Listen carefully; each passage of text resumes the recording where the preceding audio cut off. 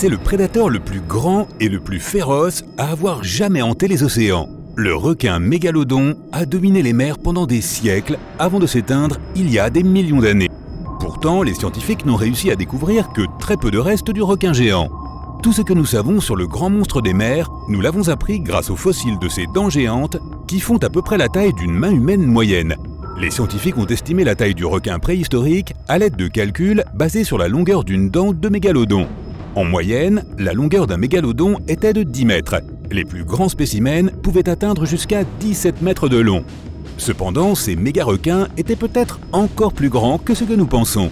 Au Muséum d'histoire naturelle de Floride, un groupe d'étudiants a examiné des répliques de dents de mégalodon imprimées en 3D pour calculer la taille du requin en utilisant la méthode de la longueur des dents. Mais quelque chose clochait. Chaque élève a calculé une taille différente pour le même requin. Leurs estimations allant de 12 mètres à 55 mètres. Le paléontologue en charge du projet a jeté un coup d'œil aux équations des élèves. Il s'est rendu compte que la méthode qu'ils avaient utilisée pour calculer la taille du mégalodon pendant des décennies n'était pas du tout précise.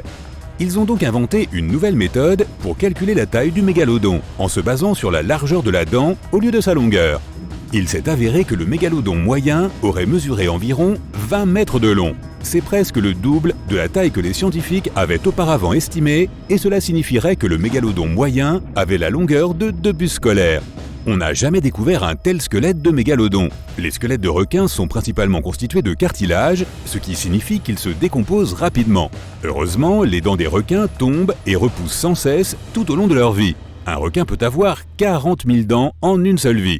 Les scientifiques ont donc réussi à étudier différents types de requins en se basant uniquement sur leurs dents. Le mégalodon avait environ 276 dents. Lorsqu'elles tombaient, ces dents atterrissaient dans les fonds marins où elles sont restées pendant des millions d'années, se fossilisant. Les scientifiques ont trouvé ces dents et elles sont la seule véritable trace que nous ayons de l'existence du monstre. Le mot mégalodon signifie d'ailleurs « dent géante ». Sa dent fait environ 18 cm de long. À titre de comparaison, la plus grande dent d'un requin blanc ne fait que 7 cm de long. Pour trouver un ensemble de dents plus grand, il faudrait remonter à 65 millions d'années pour trouver le grand Tyrannosaurus rex, dont les dents avaient une taille impressionnante de 30 cm. Des dents de mégalodon ont été découvertes dans le monde entier. Cela signifie que, contrairement aux autres animaux marins de son époque, le mégalodon était intercontinental. Même aujourd'hui, la plupart des requins et des animaux marins ont tendance à rester dans une seule mer ou un seul océan. A l'inverse, le mégalodon nageait librement dans le monde entier, se déplaçant entre les eaux tropicales et subtropicales. Des dents de mégalodon ont été trouvées au large de tous les continents, à l'exception des eaux glaciales de l'Antarctique. Lorsqu'un mégalodon fait une apparition dans un film ou une émission de télévision, il est dépeint comme une version géante d'un grand requin blanc. Les scientifiques pensaient auparavant que le mégalodon et le grand requin blanc descendaient tous deux d'un ancêtre commun, mais ce n'est pas le cas. En fait, il est plus probable que le mégalodon ait été l'ennemi juré de l'ancêtre du grand requin blanc, le requin mako aux dents larges. Cela signifie que le mégalodon n'était peut-être pas si semblable au grand requin blanc après tout. En réalité, le mégalodon aurait eu un museau plus court que le grand blanc, ainsi que des nageoires pectorales plus longues qui lui donnaient une carrure plus trapue et plus menaçante. Non seulement le mégalodon était le plus grand requin du monde, mais il était aussi l'un des plus gros poissons ayant jamais existé. Un super prédateur de cette taille devait avoir besoin d'un régime alimentaire énorme pour rester en mouvement. Le mégalodon aurait mangé 1150 kg de nourriture chaque jour. Le régime du mégalodon était composé de plus grandes espèces de poissons, de dauphins et même d'autres espèces de requins. On a découvert d'anciens os de baleines fossilisés avec des marques de dents de mégalodon. Cela signifie que les mégalodons n'étaient pas intimidés par leur taille et auraient essayé de se régaler des baleines géantes du passé. Les scientifiques ont effectué des simulations informatiques pour essayer de déterminer le style de chasse de l'ancien requin. Grâce à cette technologie, ils ont découvert que le style d'attaque du mégalodon était très différent de celui des requins modernes. Les requins modernes plongent directement vers la partie la plus vulnérable de leur proie, par exemple le ventre mou d'un phoque. Les dents du mégalodon étaient particulièrement adaptées pour mordre à travers des zones de cartilage plus résistantes. Ces preuves suggèrent que le mégalodon commençait par mâcher les nageoires les plus robustes de sa proie, le rendant incapable de s'éloigner à la nage avant de lancer son attaque finale. La gueule d'un mégalodon mesurait environ 3 mètres de large et 2,70 m de haut, ce qui est assez grand pour que tu puisses nager dedans sans toucher aucune dent. Mais ce serait toutefois déconseillé. Sa gueule était si grande que le mégalodon aurait pu avaler une petite voiture sans même avoir à mordre dedans.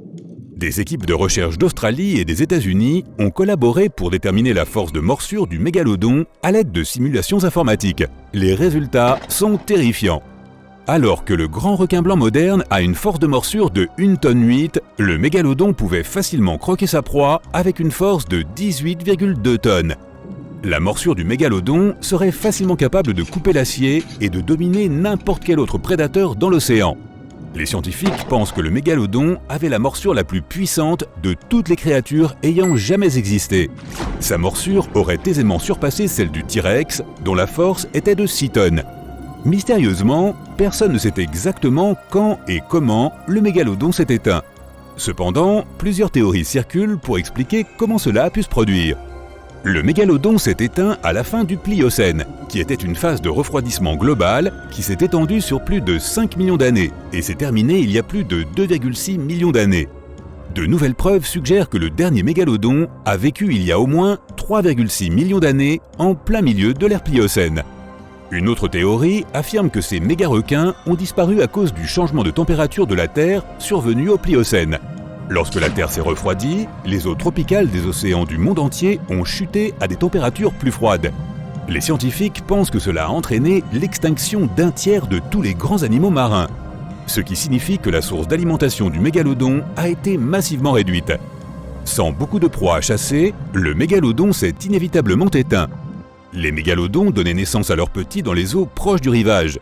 Les eaux côtières peu profondes constituaient une nurserie parfaite pour les requins nouveau-nés, les tenant éloignés des grands prédateurs qui rôdaient dans les eaux libres. Lorsque la glace s'est formée autour des pôles de la Terre et que le niveau des mers a baissé, ces terrains de mise bas ont été détruits.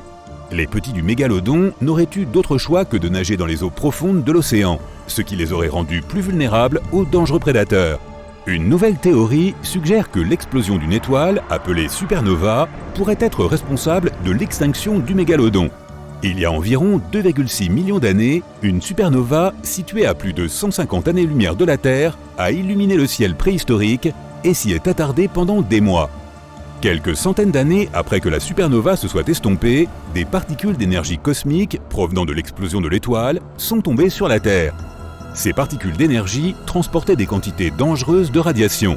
Les chercheurs pensent que ces radiations auraient pu provoquer l'extinction massive de nombreux animaux marins, dont le mégalodon.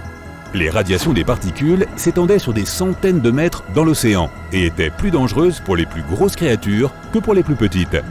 Plus la créature est grande, plus elle absorbe de radiation. Or, le mégalodon de 20 mètres de long était bien assez grand pour absorber de grandes quantités de radiation. Certaines personnes pensent que le mégalodon est encore vivant aujourd'hui, tapi dans les profondeurs des eaux de l'océan. Mais il est peu probable que ce soit vrai. Les mégalodons sont une espèce d'eau chaude, ce qui signifie qu'ils seraient incapables de survivre dans les eaux froides de l'océan profond. La plupart des proies potentielles du mégalodon vivent dans des eaux moins profondes, ce qui signifie qu'il y aurait très peu de choses à manger pour le mégalodon dans les profondeurs de l'océan. Pour faire simple, s'il y avait un animal aussi gros que le mégalodon vivant encore aujourd'hui, nous l'aurions déjà repéré.